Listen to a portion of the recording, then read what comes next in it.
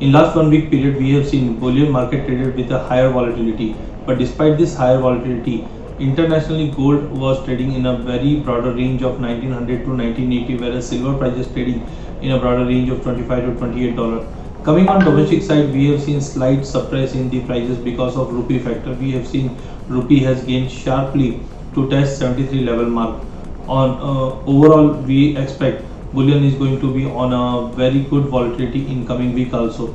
In last 1 week period, we have seen gold prices gain near to 1.5% to test 51,500 again, whereas silver prices gain nearly 6% and right now trading near to 68,600 level.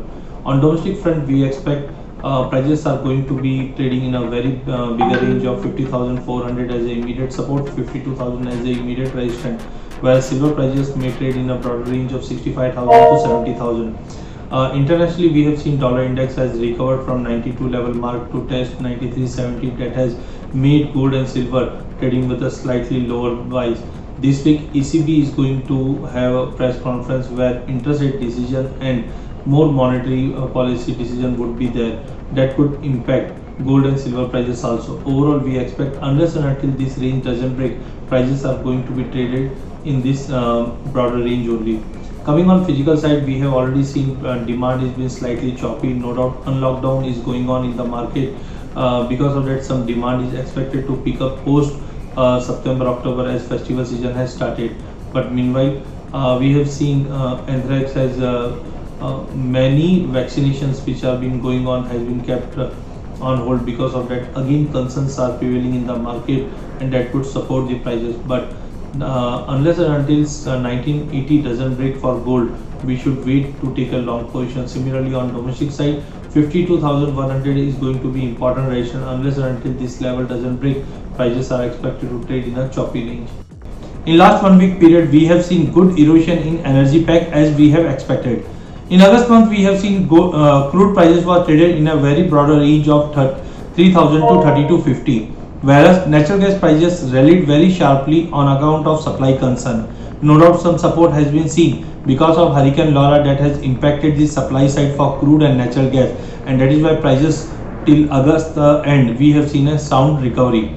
But now supply is been reinstated. Prices are expected to go down as COVID cases are still on rising, and whatever the expectations for demand is been slightly deteriorating. As per the latest update from IEA, that is clearly told that inventories are piling up.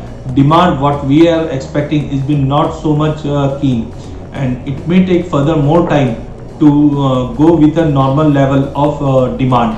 Secondly, we have seen inventory data. Inventory data today is expected to show some build up. Because of that, also crude oil prices are expected to trade with a negative bias. Overall, technical breakout has been observed on daily chart for crude oil prices. Hold below 2950 can give us a target of 2600 to 2550 for crude oil. That means around $35 for WTI crude oil in international. Coming on natural gas prices, because of supply concern, already we have seen prices rallied up to 200 level mark. But with the going correction in crude oil prices, alternate fuels is going to be on negative side only.